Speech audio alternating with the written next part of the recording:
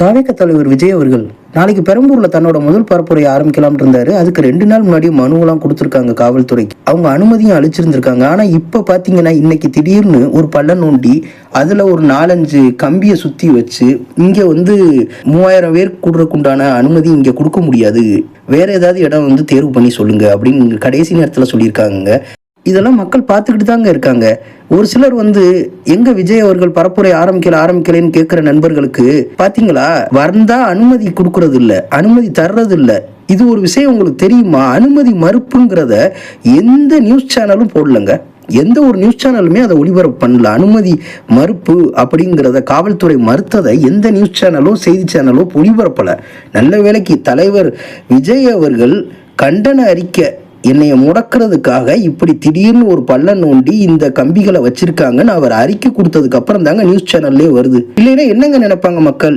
28 பிரச்சாரம் பண்ணுவாருன்னு சொல்லிட்டு வரலைன்னு இவர் மேலேயே பிளேம் பண்றது எவ்வளவு ஒரு சாணக்கியத்தனவங்க. சாதாரண அரசியல் இல்லைங்க, படத்துல பாக்குறது எல்லாம் இப்ப நேர்ல நடந்துகிட்டு இருக்கு. விஜய் அவர்கள் வந்ததுல இருந்து அவ்வளவும் படத்துல பாக்குற மாதிரி நடந்துகிட்டு இருக்கு. பாவம் என்னதான் பண்ணுவாருன்னு தெரியல. வரலைன்னு சொல்றது, வந்தா அனுமதி இல்ல, அந்த அனுமதி மறுத்த காவல்துறை அதையும் வெளியில சொல்ல மாட்டாங்க. நல்ல வேளைக்கு இன்னைக்கு தலைவர் முந்திக்கிட்டு அதை சொல்லிட்டார் விஜய் அவர்கள். இல்லைன்னு வைங்க அப்படியே மூடி மறைச்சிருப்பாங்க. நாளைக்கு எல்லாரும் ட்ரோல்ல என்ன இன்னும் இன்னைக்கு வரலையா, இன்னைக்கும் தலைவர் வரலையா அப்படின்னு கேட்டுக்கிட்டு இருப்பாங்க. டேய், அனுமதி கொடுத்தாதான வர முடியும். சட்டத்திட்டத்தை மதிக்க தலைவர் அவரு அனுமதி பெற்றுதானே வர முடியும். அதான் இன்னைக்கு சொல்லிட்டாரு.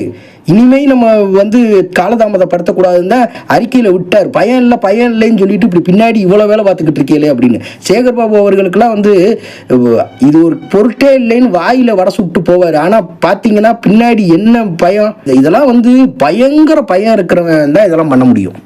அந்த அளவுக்கு பயந்துட்டு, அது பயந்தது கூட பரவாயில்லைங்க, வெளியில அந்த கெத்தா பேசுறது பாத்தீங்களா, அவரெல்லாம் எங்களுக்கு ஒரு ஆளே இல்லை, லெஃப்ட் ஹேண்ட்ல டீல் பண்ணிட்டு போயிருவோம் அப்படின்னு. அந்த லெஃப்ட் ஹேண்ட் டீலிங்க தான் அந்த இரும்பு கம்பியை வச்சு நீங்க மறைச்ச கதையை என்னதான் ஒருத்தவர் பரப்புரை ஆரம்பிச்சா அதை கரெக்டா பாருங்க. நாளைக்குன்னா இன்னைக்கு ஈவினிங் தாங்க மறுக்கிறாங்க. மறுத்துட்டு வேற இடம் தேர்வு பண்ண ஒன்றும் இல்லைங்க. 30ஆம் தேதி 2ஆம் தேதி முதலமைச்சர் பரப்புரையை தொடங்குறதா இருந்ததை 30 கொண்டு வந்திருக்காங்க தள்ளி.